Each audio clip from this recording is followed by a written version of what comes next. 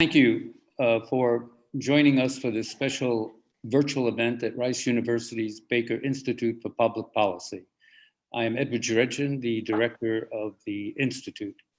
Alongside the extraordinary public health and economic crisis caused by the COVID-19 pandemic, our nation continues to face the challenge of race and race relations. The tragic killing of George Floyd has underscored the long-standing and critical relationship between the police force and the African American community in America. Back in 1996, when the Baker Institute was in its early years, we hosted a conference on the divide between police and the African American communities. The conference produced a number of recommendations on how to bridge the divide, but it is painfully obvious that too little has been done in the intervening years.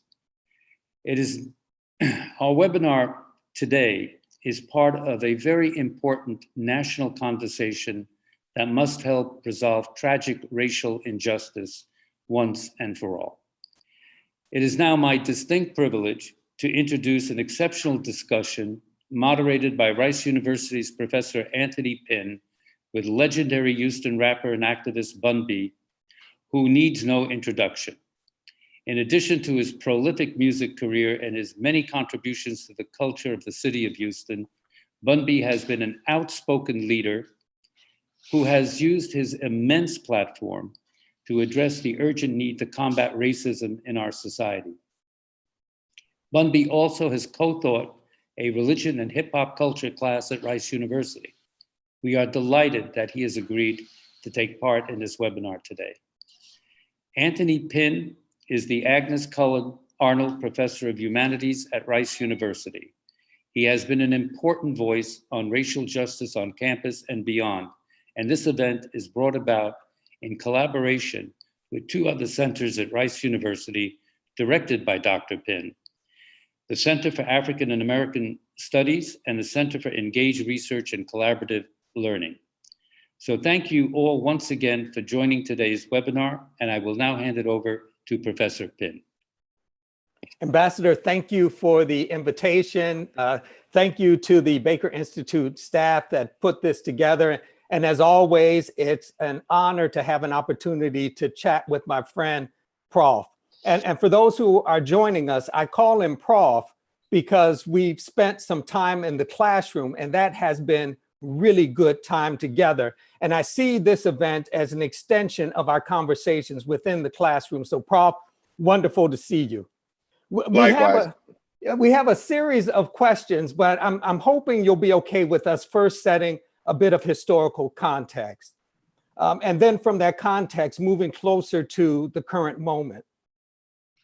You know, so I've been haunted, Prof, by two statements made almost 80 years apart. The first by W.E.B. Du Bois. In Souls of Black Folk, he raises the question, a question for African Americans: how does it feel to be a problem? 1982, the philosopher Cornel West remarks in a book that the idea Black people are human is a fairly new idea in the modern West. And I say that to frame this comment. It seems to me the underlying issue in the United States is that Black folks live in a country that has never developed a way of thinking, speaking, and recognizing Black life. So the very parameters, the way in which life has been configured in the United States has excluded us. Life, liberty, and the pursuit of happiness did not include us. And so the idea that we would have these sorts of issues we're currently facing stems from a longer history of the inability to recognize Black life.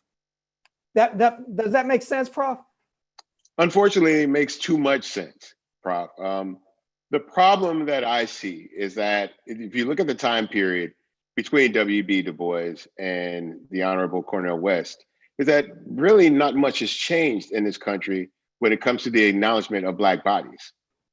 The core of this is, if you look at the framework, the original framework of this country, and the idea of all men being created equal, while the people who institute this framework themselves owned human beings that they did not consider equal, it was counterintuitive to everything that this country was supposedly built on. And so we find ourselves today progressively trying to move forward with the idea of Black people and Black lives having very real meaning in this country. And unfortunately, for far too many people, it seems that they don't. And so we are now, at the present time, 2020, still fighting the same battles for acknowledgement and appreciation and opportunity that our forefathers fought for since the institution of this country. And while there have been steps made, as a whole, the condition for people of color, particularly Black people in this country, has not really changed much. You always hear the statement of 2 steps forward, 1 step back. And that pretty much defines the course of existence of Black people in the United States of America. Absolutely, absolutely. And as you mentioned, African Americans, in solidarity with others, have continuously fought to rethink that, to create space in which Blacks could exist, could rightfully occupy time and space. And one of the most celebrated moments of this struggle against anti-Black racism has to be the civil rights movement. Of course. What would you say are the defining elements of that movement?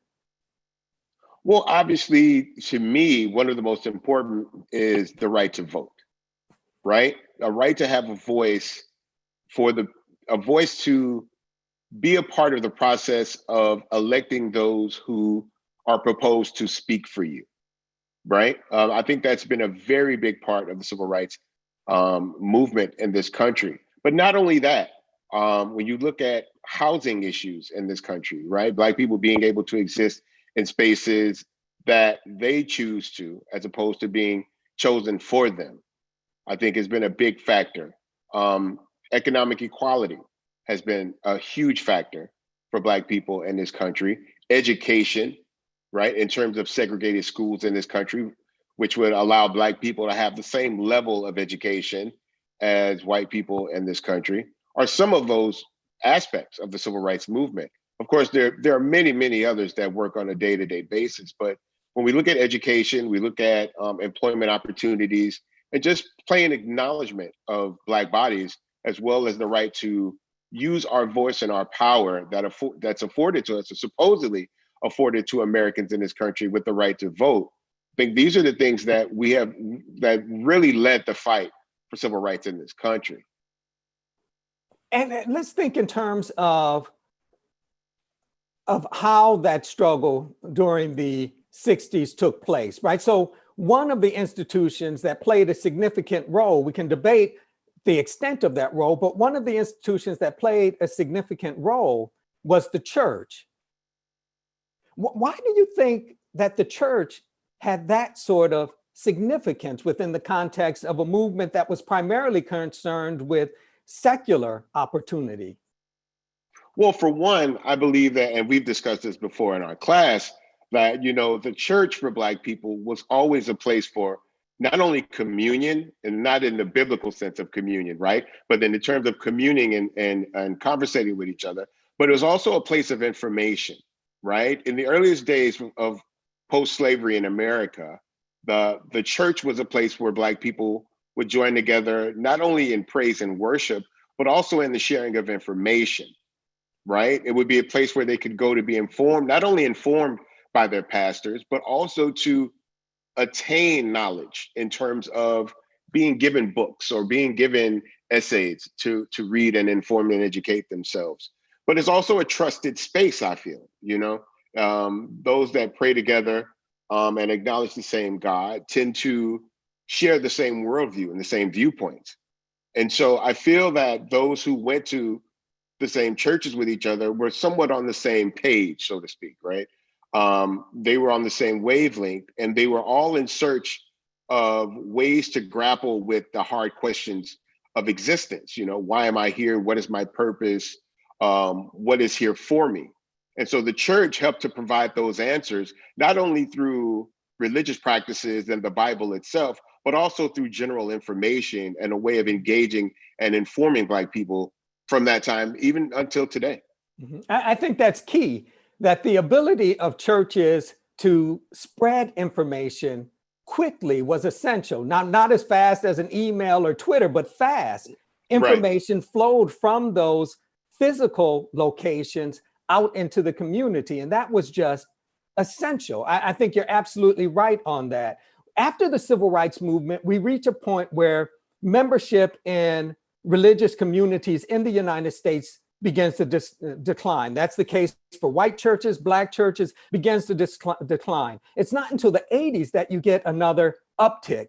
And it seems to me on one level, you get that uptick with black churches because black folks after the civil rights movement played by the rules, did what they were told would make them successful. Right. And Right. you also see, yeah, of course. And you also see the rise of what's commonly referred to as prosperity preachers, right? So as Black people start to find levels of equality, not full equality, but different levels of equality, they try to find ways of prospering from that equality, right? And the church, these prosperity pastors afford them that, hey, God wants you to not only be happy and to live a full life, but he also wants you to have a comfortable life. He also wants you to have gainful employment. He wants you to have money, basically, right? And so once Black people get to a level of perceived equality, right? Because we obviously see that it's not as full as we would like to believe it is. There was a moment where, for a short period of time, Black people were afforded some opportunities to prosper in this country. Not fully, but there were more than there was prior to that time period. And the church sort of backed up that movement, right? Backed up that notion, of, you do have a place in this world. You can get that house, you can get that car, you can live that life because God wants you to have that. Yeah, we moved from the spirituals talking about all God's children got shoes to wear and the streets being paved with gold to prosperity gospel providing a different theology that justifies the American dream. And so it seems in the 80s, you've got Black folks moving back into churches because on some level, the American dream hadn't worked for them. They moved to the right places, went to the right schools, spoke the right way, right, developed the right networks, and still hit that racial glass ceiling. But at least in churches, they didn't have to explain why they were angry. Right. Like and they again, didn't have to explain. Yeah. Yeah, because these were trusted spaces, right? Yeah. And everyone, again, it's always been a place where like-minded people came together, right? People with the same shared viewpoints and worldview. And so it was a place where not only could you hear messages that you were able to receive and made sense to you, but you also were able to be around people who felt the same way and received those messages in the same way. And so there was this mutual level of encouragement and like kind of we're all in this together, and so collectively we can get to where we want to get, whereas individually we might not have been able to prosper in the manner we felt was necessary. Yeah. And this is where I wanted to get us.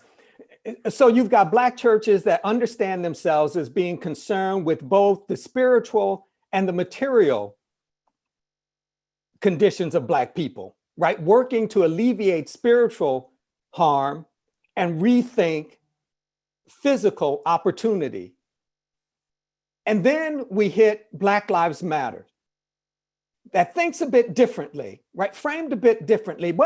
How do you understand, what do you see as points of connection between the civil rights movement and the reliance on Black churches and the process played out through Black Lives Matter? Well, I think at the core of both of them is the idea that Black people aren't necessarily treated equal, and that Black bodies still primarily to some people in America, not most of America, but to some people in America don't matter. Right. And so when I hear people push back on the idea and the notion of Black Lives Matter, the common answer to that becomes, well, all lives matter. And of course, it's a fallacy, because when most people use that sentiment of all lives matter, they tend to speak in terms of themselves. Right. Well, all lives matter, meaning their life matters too. And I'm sure to the people that they're around on a daily basis, it would seem that their life does matter. But to Black people in America, unfortunately, as we see the continuing conditions of racial inequality, economic equality, judicial equality, to certain people, Black lives don't matter and haven't mattered, and quite frankly, shouldn't matter. And so now people have become more vocal about it. And not only that, you have the correspondence of information coming at a very high rate that constantly hits people with examples of Black lives not particularly mattering to racists or police officers in courtrooms and other places in America, particularly with hiring practices. Yeah. I want to dovetail your comment concerning all lives matter. It seems to Please. be that is the equivalent of the I don't see color, the colorblind statement, right? Whether you're talking about all lives matter as it's usually discussed or talking in terms of colorblindness, I don't see color. Either case, what we allow is the continued presence of whiteness as normative, right? Either case, we end up with whiteness as normative. Absolutely. And anything else as abnormal, right?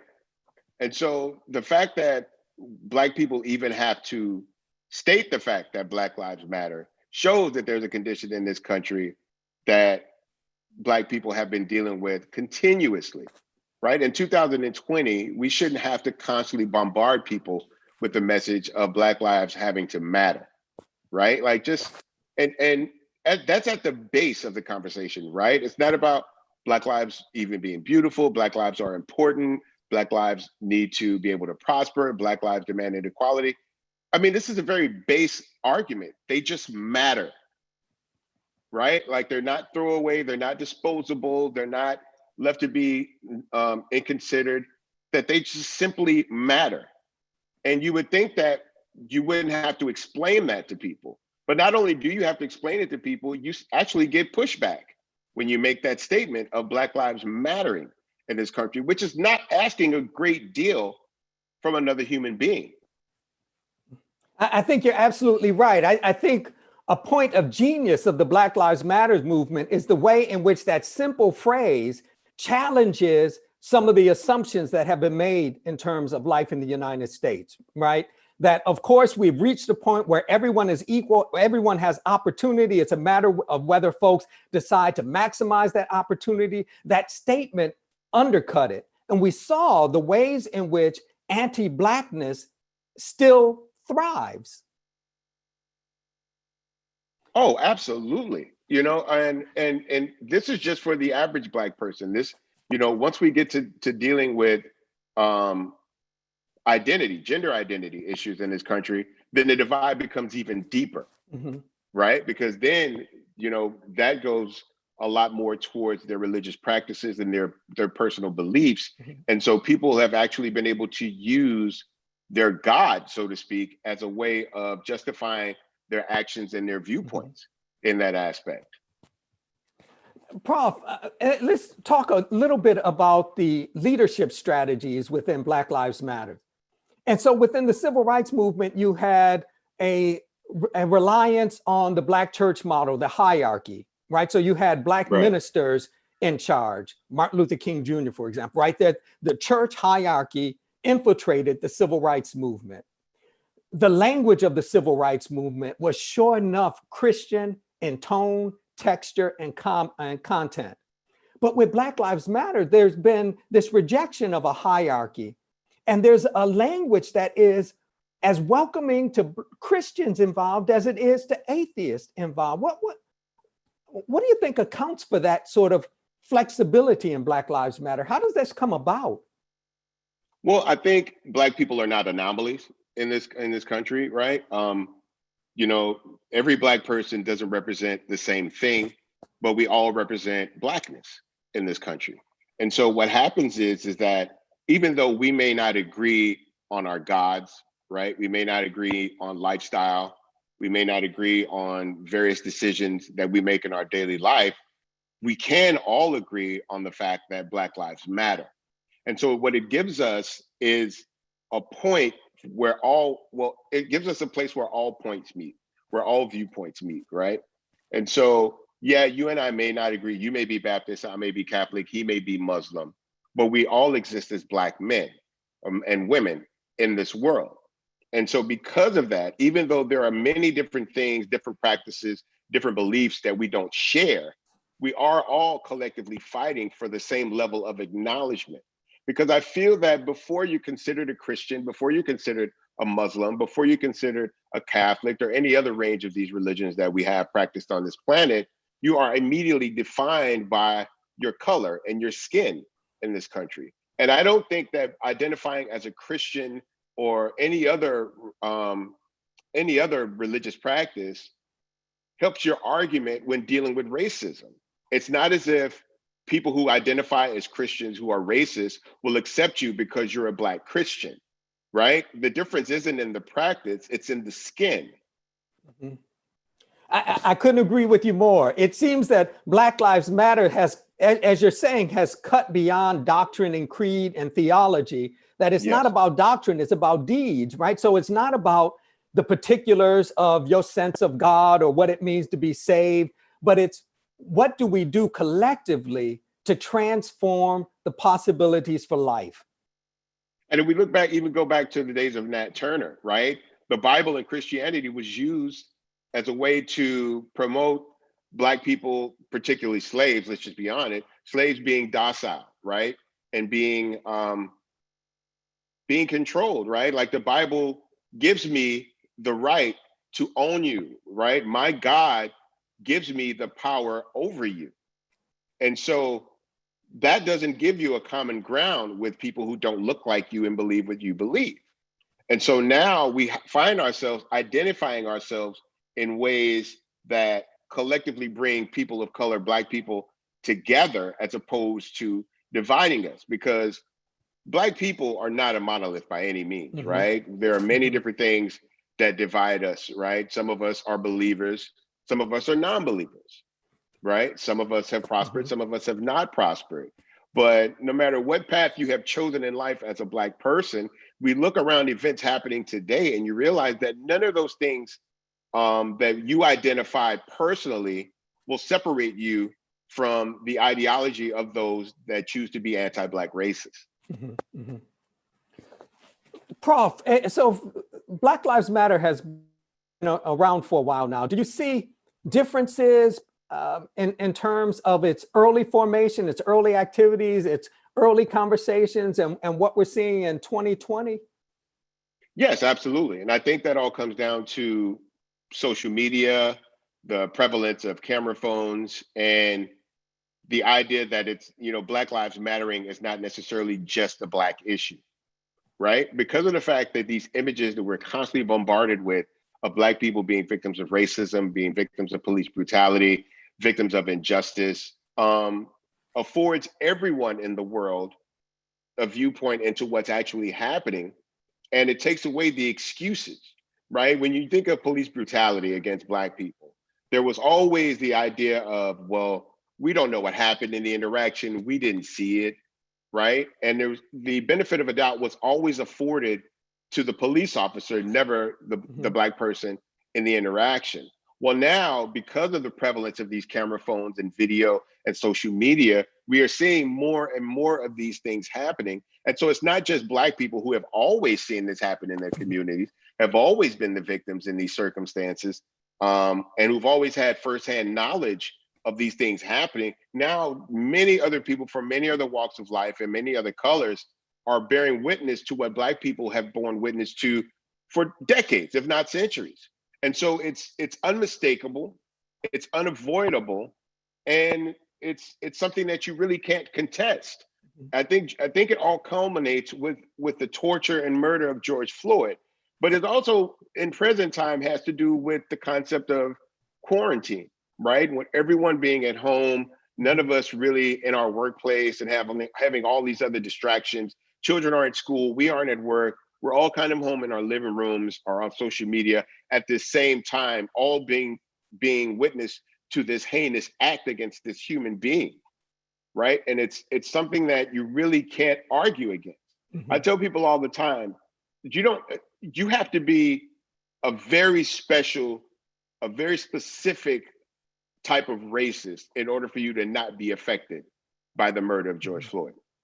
You have to be a special kind of fool to believe that this is an isolated incident, right? And so now there's a level of awareness that people who were never afforded an entry point into this conversation are basically avoided an entry point into this conversation or feigning ignorance to the circumstances. Now it's all undeniable. It's there for you to see, and you really have to choose a side. So in terms of, let's take Michael Brown, for example, the murder of Michael Brown and the murder of George Floyd. Is it an issue of timing that promoted a certain type of conversation, a certain type of energy? I think timing comes into play, right? Again, because COVID allows us all the same worldview simultaneously. But I think the other side of Michael Brown is the fact that there's no proof, right? And so for years, for decades in this country, the police have been afforded the benefit of a doubt when it comes to the interactions with them. And when the other person is dead, we have to rely on the statements made by the officer in the interaction, right? And unless that officer basically says, I was culpable of an illegal act, I was culpable of murder in this time, which the police officers union will never have them agree to, right? Will never have them own up to. And then, for people who not wanting to take responsibility for their actions, not only are they allowed to commit these type of acts, to be absolved of any punishment in these acts, they're also free to continue to patrol the streets in America. And there's always this, when there is no video proof, there's all kinds of assumptions, right? But different people don't have perspective. And I think in the case of George Floyd, we all shared the same perspective. We're all standing on that sidewalk. We're all watching it happen in real time, right? And I feel like the physicality of the act is a lot different. I feel like when gun violence is used, right, it's a lot different. I feel like the interaction when gun violence as opposed to physical violence, right? Like this was human beings overpowering another human being and using that level of physicality to not only subdue and torture that human being, but to kill that person. And I don't think this is the type of, like, gun violence is something that's very prevalent in films, in television shows, and medias, and people might have become numb to the idea of someone shooting and killing someone. But very seldom are we witness to someone being suffocated or choked out to death, right? And you can't really grasp the concept of that, right? With it just being explained to you. And I think it's a form of death that very few people have ever seen before in a very real case. I mean, you may have a television show where one person chokes another person, but this is, and I think that the main point of it, Doc, to be quite honest, was the smirk. I think this was the main issue with people, is that this guy, like, it almost seemed as if there was a small bit of pleasure, not necessarily just in the act of committing this murder, but the knowing that, you can film me if you want.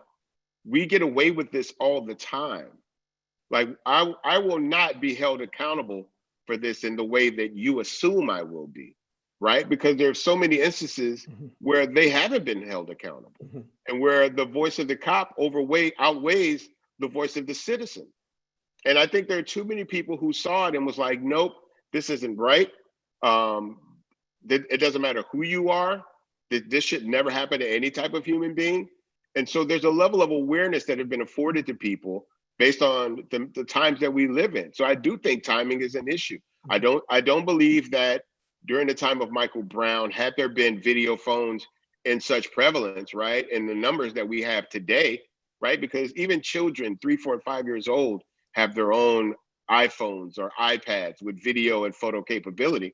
Right? If the people in the general proximity of what happened with Michael Brown had been able to videotape that, there probably would have been a higher level of outrage, right? Outside of the Black community. Because time and time again, the outrage is usually ours. It's not shared, right? It's a community outrage. Like, here we go again. They've killed us again. They're doing it again, right? Where for some people, it's like, well, it can't be that. There has to be something that's happening in this interaction that we just don't know about.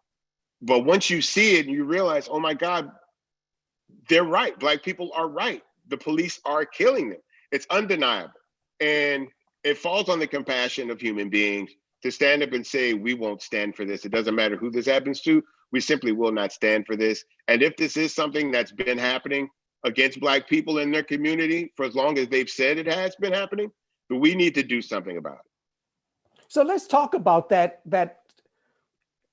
community solidarity, that community buy-in. So we're seeing in these protests a mix, right? Profound difference. Whites, Blacks, Latinos, Latino, right? That there is just a diversity of folks who are saying enough is enough. Things have to change. What do you make of that diversity within the protest? I think it's just a level of awareness in those respective communities, right? Because the vocalization of the outrage has always been from the Black community, right? The engagement in these issues has always been the Black community. And it was always seen externally as a Black problem, right? But it's very hard to fight against compassion for your fellow human beings when you actually witness a murder of that state. Like, it took them 8 minutes to kill this man. This man slowly, progressively died in front of you. And it's undeniable in that time, in that frame. And so there's a level of human solidarity. It's not even necessarily a racial solidarity, right? It's the idea that, you know what, this was a human being that died for no reason. And we need to acknowledge that, and we need to stand up against it. And because of the fact that social media is a shared space, right? The internet is a shared space. All these different media outlets and platforms are shared spaces. Now the outrage is shared, right? The anger is shared. And the byproduct of that is that the engagement, the protest, and the voice is amplified about this. And you see this not only being a Black situation. Here in Houston, the murder of Vanessa Guillen, right, became a shared situation, right? It's not just a Latino or Mexican situation. It's also about humanity and compassion. And this is where I see the shift of numbers from civil rights to modern day. And also, you know, the laws, I think the awareness is a little different now. Like, we're getting further and further removed from those generations who were very comfortable with the oppression of people of color, particularly Black people in this country, right? It's not necessarily the normal way of life. I think the young people in particular are growing up in a world where they're a lot more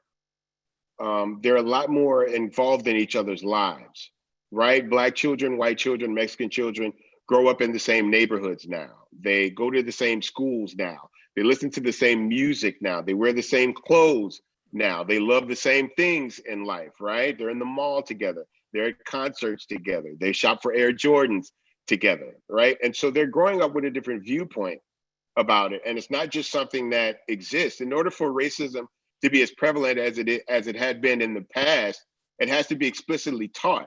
And for some young people, it goes against everything that they understand, right? Like, some of the most popular music in this country is being performed by people of color.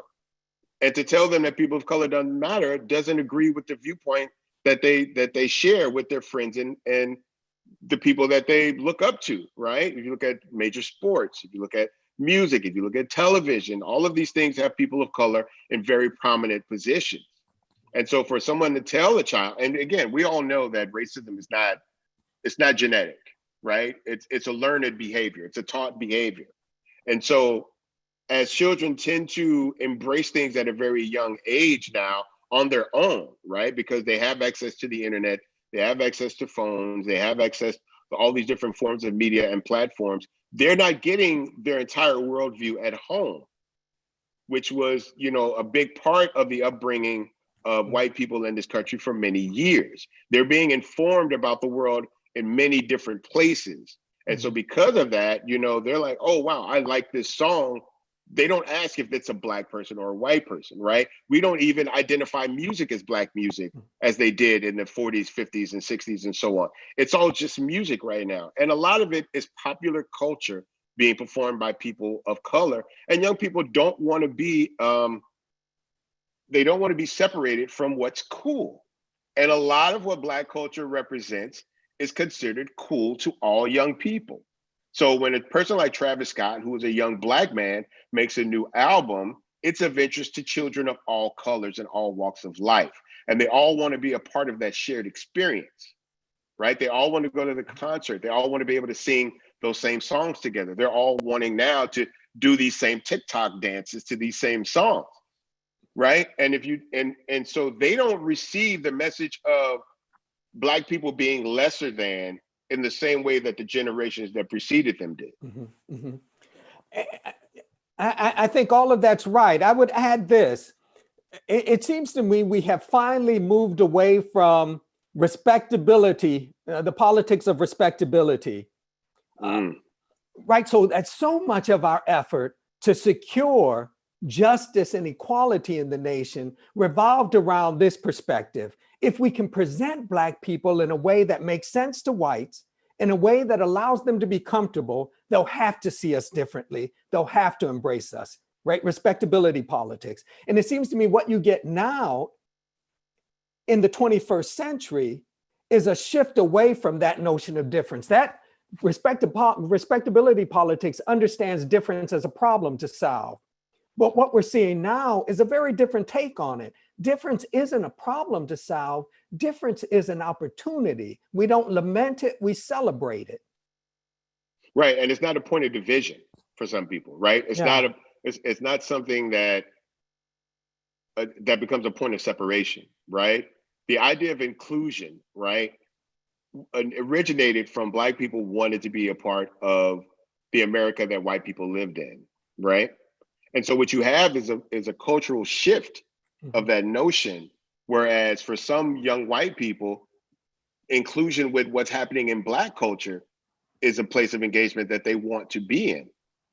And so the idea that, you know, the best things in life come from a white perspective doesn't necessarily exist in that way.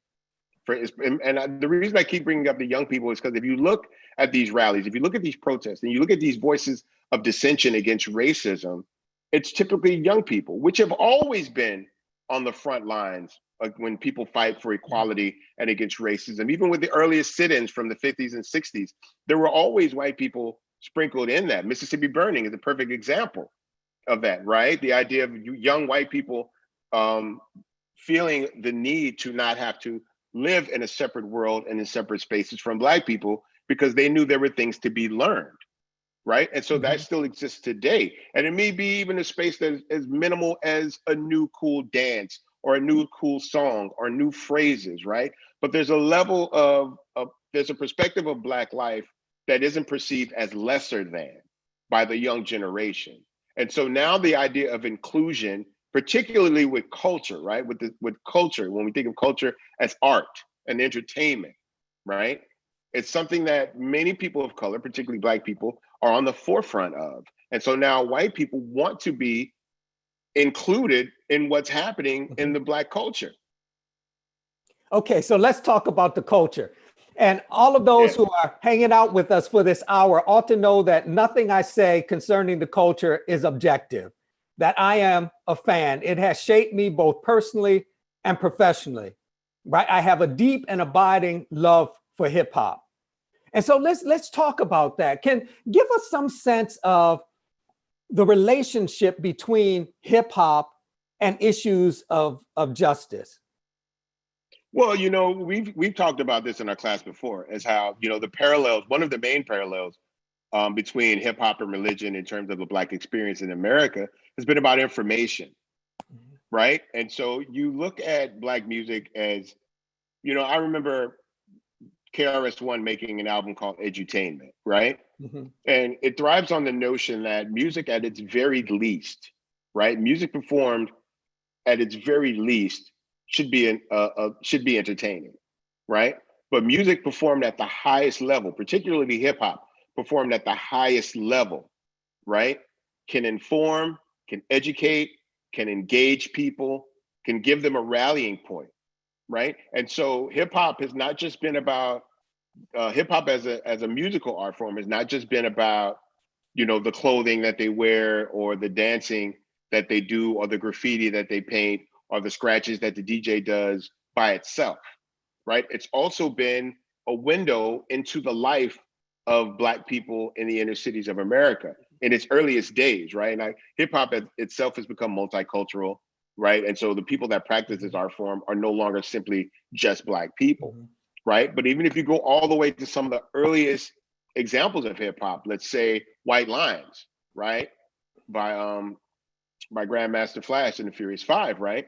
It spoke of the conditions in the inner cities of America, particularly in the Bronx, New York at the time, right? And it's a reflection of the environment that people were living in, the conditions that they were dealing with at the time, lack of opportunities for those people, right? Lack of education, lack of employment opportunities, lack of an equal opportunity at life itself, right? And even the process by which hip hop becomes a culture is a byproduct of different people of color from different walks of life being forced into one specific area, right? We talk about the Cross Bronx Expressway. I'm sorry, the expressway and coming through the Bronx, right? And basically, it's a line driven into the city, separating those of affluence from those who are not deemed worthy of affluence, right? And so collectively, all of these people who for years have done so, find a way to not only exist and prosper, but find peace and happiness inside of conditions that are determined, that are basically set up for them to remain in a certain place at a certain time. And so hip hop has now afforded the rest of the world a viewpoint for how certain people live in this country. And if you go up to like a group like a Public Enemy, who have not only been a voice of the discrepancies between opportunities for Blacks and opportunities for whites in this country, they've also been a voice of defiance, right? And the fact that, well, we're not just going to talk about how we live, we're going to actually fight the power, right? Fight the powers that be that choose to keep us contained in these conditions, and tell them that we're not going to stand for it. So hip hop then becomes a rallying point for people who are all tired of the way the world has been set up for them.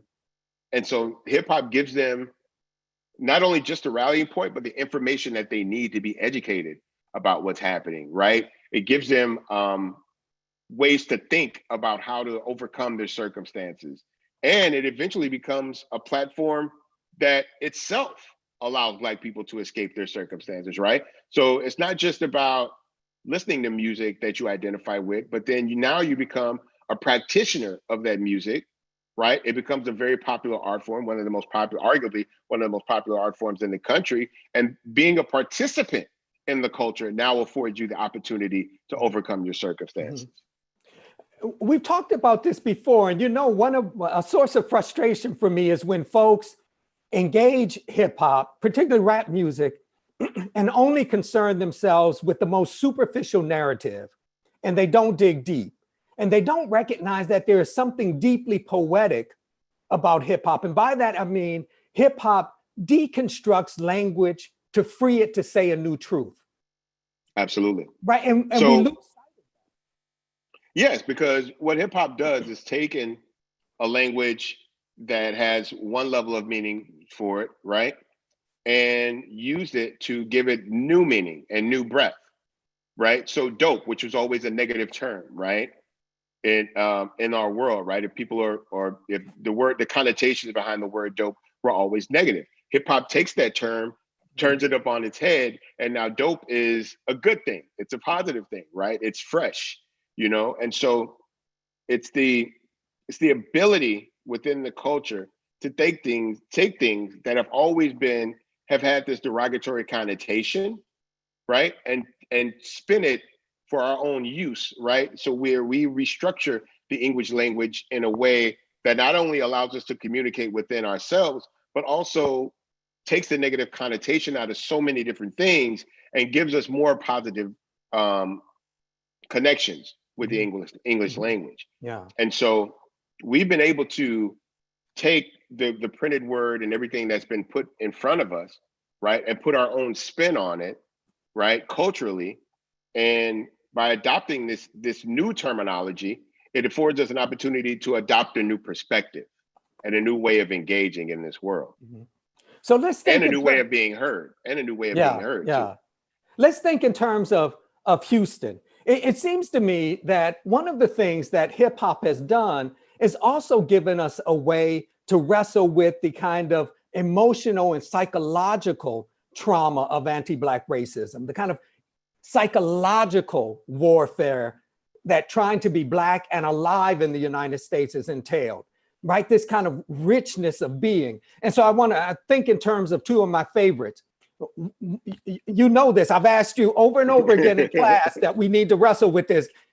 Game belonged to me and mind playing tricks on me. It seems to me that these two pieces give us a way of not only understanding the material circumstances of life and Black response to those circumstances, but also give us a way of seeing how Black folks have wrestled with notions of personhood, with being, with claiming space. Yes, because in terms of this country, in America, right, nothing of value is ever given to anyone, right? It's particularly when it comes with justice, when it comes with equality. None of these things are given. These are rights that people have consistently had to fight for, right?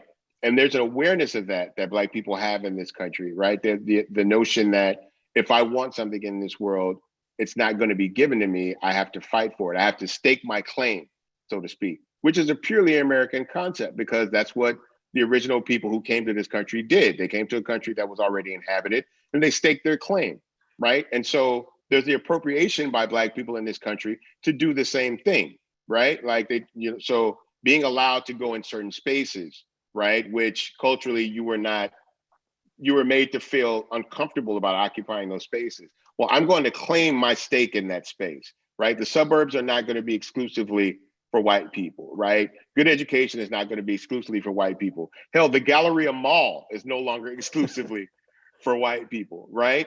And it's a constant fight against the conditions and the mentality, right? Mm-hmm. Because the conditioning tries to shape your worldview and make you feel uncomfortable occupying certain spaces and living and co-opting a certain lifestyle, right? But even if that level of attainment isn't necessarily achieved by everyone, there's a way of making peace, right? And finding a level of comfort in knowing that you fought the right fight.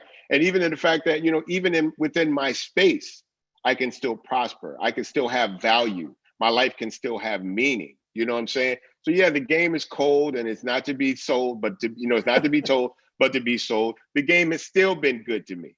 You know what I'm saying? I've still been able to prosper. I still eat good. I still live good. Hell, I still look good. You know what I'm saying? In spite of the way that these things were set up for me, right? I'm able to achieve and prosper in spite of the conditioning, in spite of the circumstances, in spite of the environment, and in spite of the elements that conspire against me. So we have a little over 10 minutes left. So a couple of things we still need to address. And so I'd like us to shift a bit, still talking about Houston, okay, but more focused on your engagement. So you have always been outward facing, always involved in the community. Recently, you've taken on some new community related responsibilities, right? And that one of these involved being a key figure in pulling together this huge, huge marker of protest against injustice. Yes. So give us a sense of what brought you to that. Well, I've been very blessed in my life and my career that in spite of the circumstances that I came from, I've been able to not only achieve, but have success, but also to have the range of that be so far spread, right? To the point where living in a Black world, finding a way to escape the confines of that environment, right, that are set up to hold me back and to deter my progression in this country. Not only have I been able to be successful, but my fan base has extended itself, right? My level of impact has extended itself outside of the Black community. And so the fan base and the people that I have influence with are not just Black people. They're people from all walks of life. I have liberal fans, I have conservative fans, I have Black fans, white fans, Asian, Latino, any mix of people, straight fans, straight, gay fans, queer fans, all of these different people align themselves with my worldview. And so it's very easy for me to reach out amongst a very broad spectrum of people with my opinions about things and with my level of engagement and activity. And so when things happen, I'm able to call forth a very broad spectrum of people in this world to help me in my fight for different things.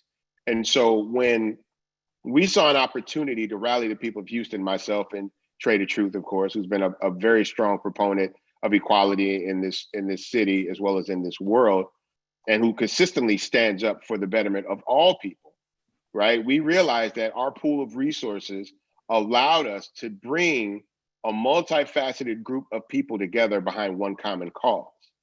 And so when we made the call for people to stand with us, it wasn't a call to Black people. It wasn't a call to young people. It wasn't a call to hip hop fans in general. It was a call on humanity.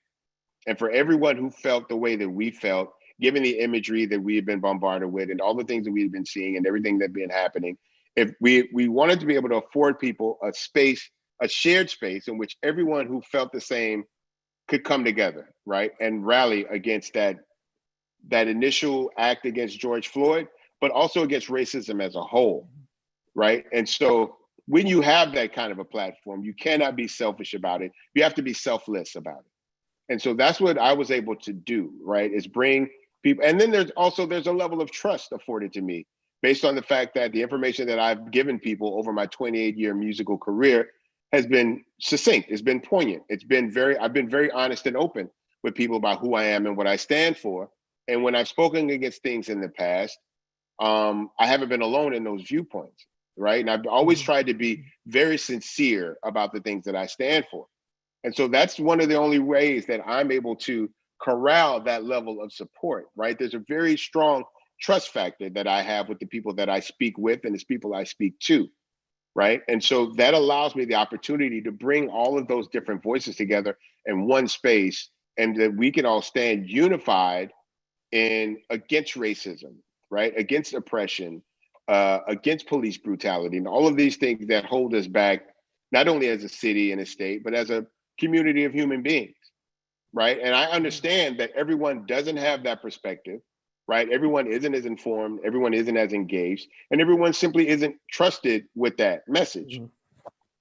And so it's important, really, it's pertinent for me to be that voice for this city in particular, but for people as a whole to be like, hey, shit isn't right, excuse my language, shit isn't right, and we got to talk about it. We got to stand against it. And because it's not my first time, right? I've been vocal about these incidents before in the past. That's where the trust factor comes in. So when I tell people, hey, this isn't right, we need to do something about it, I'm afforded that benefit of a doubt, right? And it's not something that I carry lightly. And it's not anything that I want to use for selfish purposes, right? This is all about the betterment of the world that we all live in.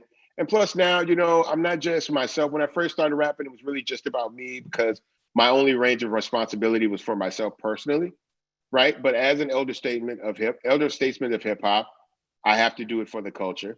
As a father and a grandfather now, I have to do it for my own personal family, for my legacy. And as a revered Houstonian, I have to do it for my city.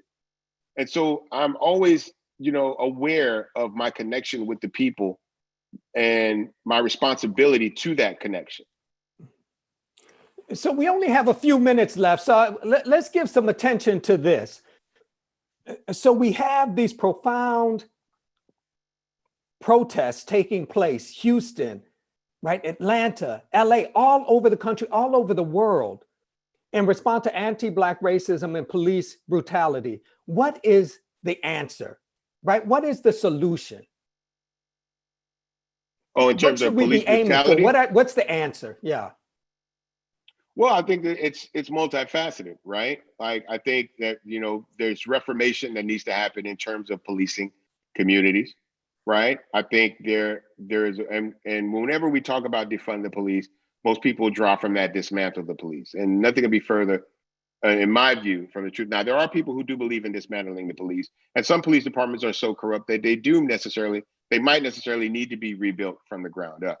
But overall, what we're looking at is these gross amounts of allocation in terms of funding for police programs in this country that could be used for different instances. Now, I understand that being a police officer in America is not the easiest job in the world, right? But it's not an appointment, right? This isn't a draft.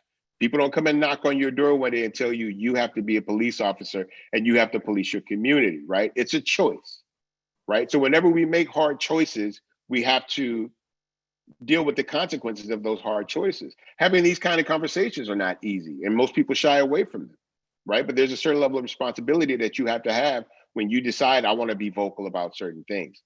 And so what we want to do is take some of this funding as well as some of the responsibility away from the police, because police engagement in this country is not necessary for every situation. There, one of the biggest things is, particularly in the city of Houston, in terms of rearrest, right? Where the same person is arrested over and over again. The largest group of people who are consistently arrested over and over again are not habitual criminals. They're not repeat offenders. They're people who deal with mental illness, right? So there should be funding that's taken away from the police to deal with mental illness interactions in our cities and in states in America, that take a little bit of the job of that away from the police, so that they can pay more attention to other things, right?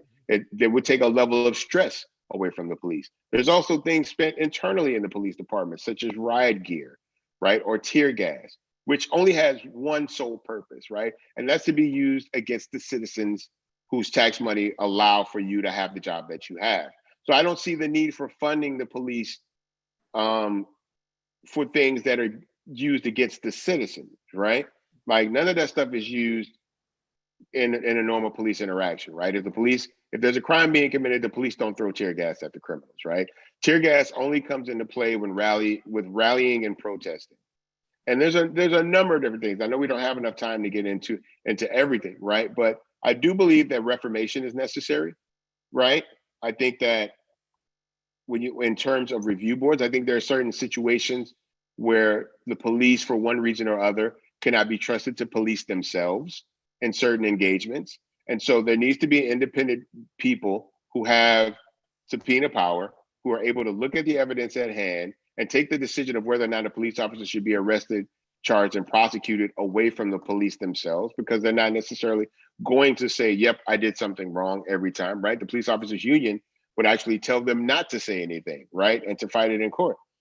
And so these are just a few of the circumstances that we really need to look at in terms of how we allow the police to police our communities. I do believe that there's certain power in people policing communities that they have a different frame of reference for and a different perspective, right? So I do think there is the need for more people of color policing communities of color in this country, right? Because it would give them it would give the officer investigating the case and the people in that community a better frame of reference and a better perspective for what's happening. Because there's culturally things that some people don't understand. Card games, domino games, right? Barbershop interactions, right? The wrong people could walk into those circumstances, even in hip hop. If you walk into a barbershop and people are arguing who's the best rapper, Biggie, Jay-Z, or Nas, right? That situation in that space could seem very volatile based on the volume and the level of perceived aggression in that interaction, right? So we just need people with better perspectives patrolling communities of color. And again, I could go on and on about this thing, but I see our time is winding down. But there's a lot of great places to go and get this kind of information. And Black organizations like Black Lives Matter had a great job of breaking down different ways that police reform can help better our cities in America. I think that's going to be just about our time. So thank you to the Baker Institute for putting this on.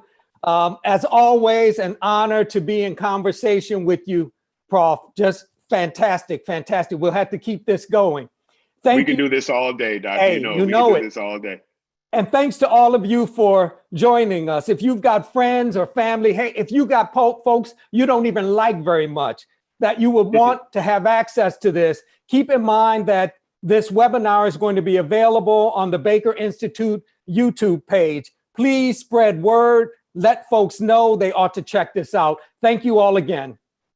And remember, if there's any information that you think would be vital in a conversation with your contemporaries, whether they be family members, friends, or even coworkers, it may not be a comfortable conversation, but the images that we're seeing in this world aren't comfortable as well. And the only way to avoid seeing those images is to stop avoiding these conversations. Thank you, Prof. Thank you, Doc. Thank you, Baker Institute.